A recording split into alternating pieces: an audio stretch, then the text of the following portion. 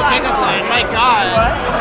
First you want to know my address. Now you want to ask me bad pickup lines. I told you. I feel like that's a bad question. So a bad question? I think it's a valid question. What am I doing here? Yeah. I'm here. Obviously. It's the most pro-y fist I mean, bump ever. how could I not hang out with this man? I don't even know your name. Who are you? I'm- That is a That's name high that school? I grew up thinking of as a very naughty, devious name. Yeah, because I think there's a dictator who also has that name. Oh, is that why? Should I be very concerned and think you're extremely dangerous? jazz or anything. Yeah, you should. I don't really know much about that. I mean, let's see. What's the history? You stalked me, asked me forward questions, and you have a devious name. We're doing well. Is your friend as well? Fundamental thing with all of you, the word I would use, and this is to varying degrees, to describe all of your game, is like toothless, right? It's good, but it lacks that final bite. It lacks that little bit of like being dangerous, where I'm like, this guy's gonna get laid, right? And again, it's to varying degrees, but it comes down to the same fundamental thing. So here's the thesis for all of you, which is this. In game, if it's not improving, if it's not getting better, it's dying, okay? It's either growing or it's dying. It cannot stagnate too long at any one point. And this goes for all the different points in game, right? If you open and you just have the 30-minute conversation of nowhere and never make it man to woman, it will die out, right? That's a big problem. If you get it to a point of like light, friendly teasing, but you never make it man to woman, never make it sexual, it will die out. It'll get boring.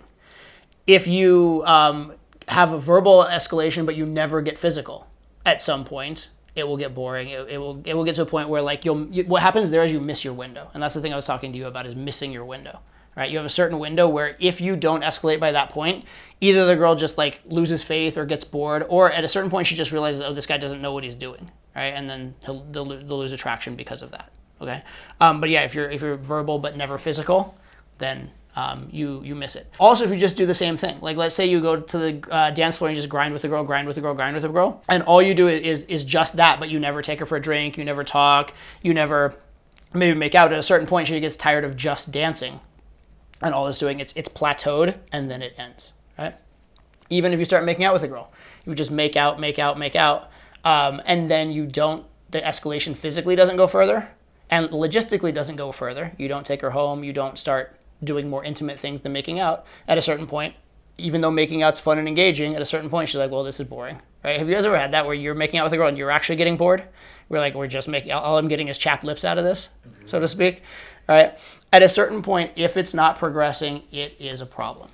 And so you guys need to, once you notice that it's going well, you need to like make a fundamental shift, right?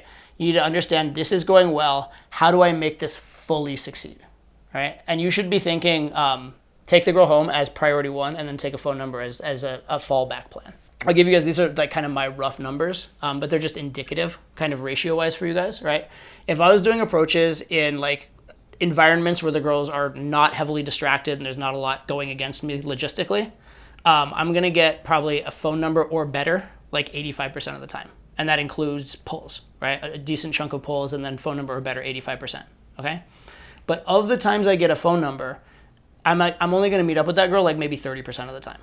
Like it's a huge drop off, right? Less so in day game, more so in night game, and depends on the situation a little bit and stuff like that. But like figure more than half the girls, at least, you're going to probably lose from phone number to getting them on a date, right? And then once I get the girl on a date, I'm going to close like, again, 85, 90%, something like that, right? So the in-person parts of game, I can do really, really well at. The getting a phone number parts of game, not so good, right? So if you could do something to escalate, and maybe take the girl home, and half the time it's going to fail, to the point she doesn't even give you a phone number, it would still be worth it. You need to understand that that's still a statistically worthwhile risk. That's still the right play to do, right? And that's hard to do because emotionally you want to win, right? When you get a phone number, you walk away like, oh, that girl liked me, it feels good, it feels like a win, right? But it's not actually a win if that phone number is going to flake. Right? Not to say that phone numbers are useless, but your priority should be take it as far as you can right now, because you in person, instead of getting the phone number and then doing all this work to maybe get a date in the future, you're with her right now. You are effectively on a date right now. And so take advantage of that right now, okay? So as soon as it strikes you this girl likes me, it's on. What you need to start thinking is, here I am, here's the end goal, right? Here's us starting a sexual relationship. What are the steps in between that? And how do I start taking those steps? And there's 2 types of steps. One type of step is the escalation steps, right? What are the escalations necessary? And the other type of step is the obstacles. So that's what you're gonna be thinking, escalation and obstacles. Let's talk about yours.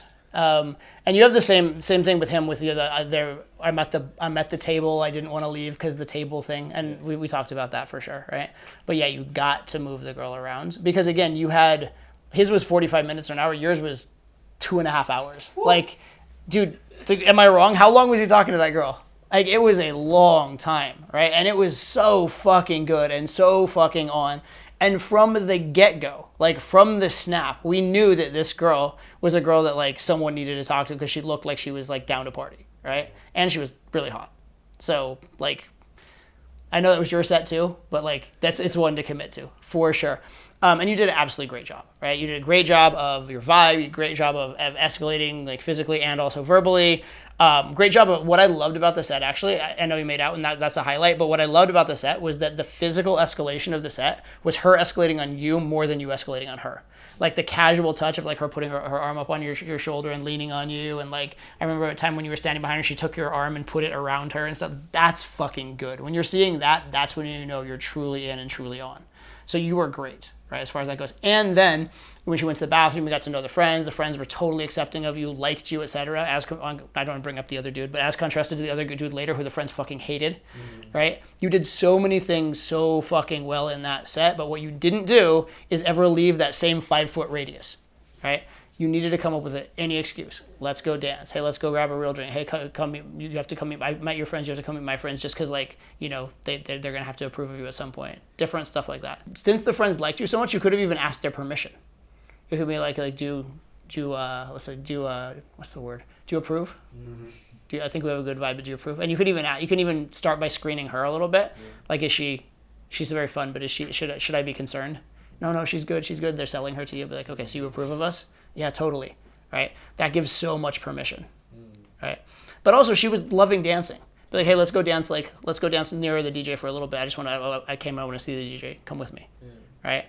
Something to get her isolated more so, but also just something to move things along. Something so it's not so fucking stagnant.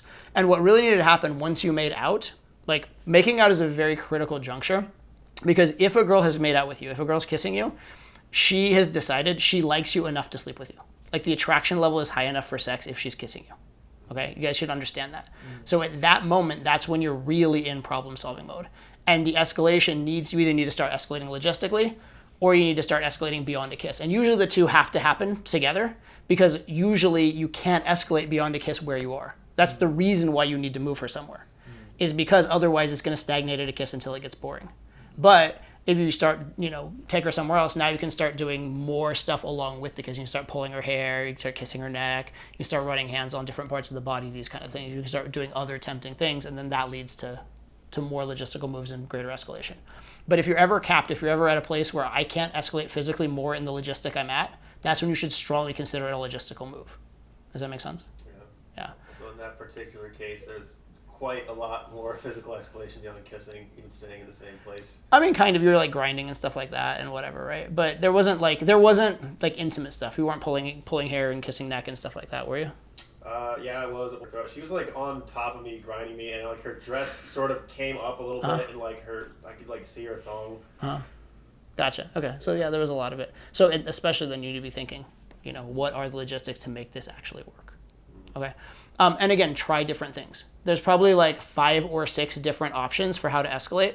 Just start like casually throwing them out as like a joking possibility, or as like this would be fun, but I'm not so sure. Don't even ask it, just suggest it. Throw it into the conversation in some way, and then see how she responds to it, and then go from there, right? And who knows, maybe you'll get the girl saying like, let's go, right?